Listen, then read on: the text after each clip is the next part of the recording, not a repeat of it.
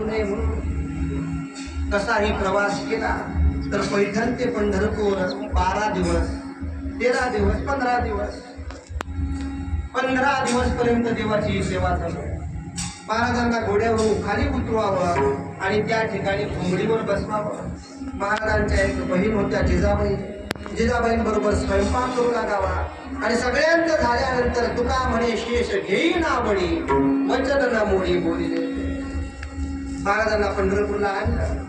द्वादशीच्या दिवशी महाराजांनी शोध घेतला. अरे ज्याने आपल्याला इथपर्यंत आणलंय त्याला काहीतरी प्रसाद दिला पाहिजे, कुठे तो पहा. सेवकांनी सांगितलं महाराज त्याचे पुढे नातेवाईक आले म्हणून तो कालच निघून गेला. त्याच दिवशी रात्री महाराजांना स्वप्न दृष्टांत झाला. तुमच्या भक्तिप्रेम सुखाचा अनुभव घेण्याकरता मीच कानोगा झालो.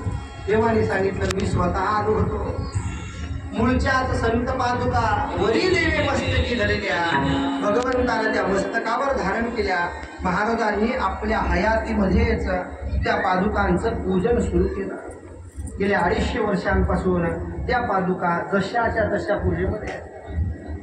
जी घटना द्वापार युगात घडली तीच घटना या कलियुगामध्ये भगवान परमात्माला प्रत्यक्ष घडवून दाखवली. सत्यभामा मातेनं भगवंत दान करून दिला.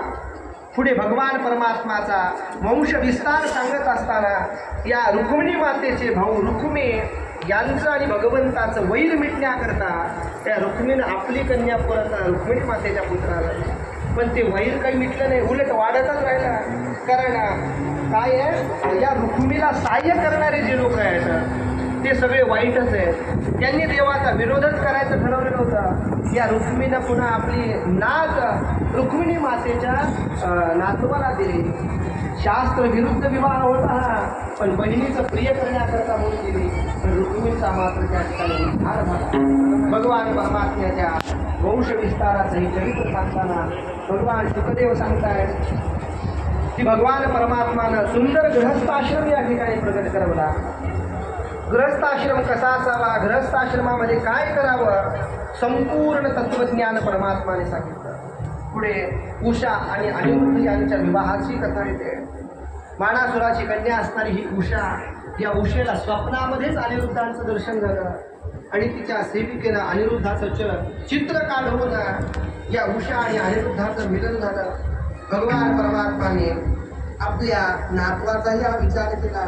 भगवंताची दिव्य वंश परंपरा ह्यांना साकारली. म्हणजे बाणासुराचं निमित्त करून उषेसोबत विवाह झाला.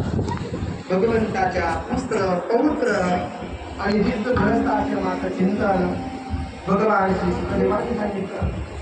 पुढे एका ग्रहण पर्वकाळावर सगळे यादव भोज वृष्णे सगळे या ठिकाणी एकत्र आले. एकत्र आल्यानंतर प्रत्येकाने प्रत्येकाशी संवाद साधला आणि काही 1000 वर्षानंतरची घटना. एक पर्वकाळ प्राप्त झालेला होता.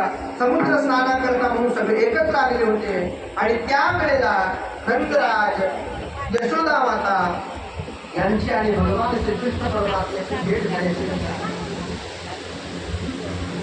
ज्या वेळेला भगवान परमात्मा मथुरेमध्ये राहत होते त्यावेळेची घटना तिथे देवकी मातेने यशोदा मातेला दोघींचा विचार झाला. कसं काय चाललंय काय नाही. कृष्ण परमात्मा आमच्या आठवण काढत होता. हा प्रसंग सांगत असताना देवकी मातेच्या डोळ्यामध्ये अश्रू आले. देवकीनं जन्म दिला, यशोदेनं पाळला.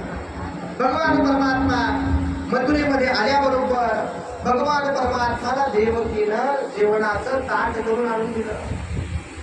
देवाने काहीच हालचाल केली नाही. देवकीनं विचारलं, कृष्णा जेवत नाहीस काय?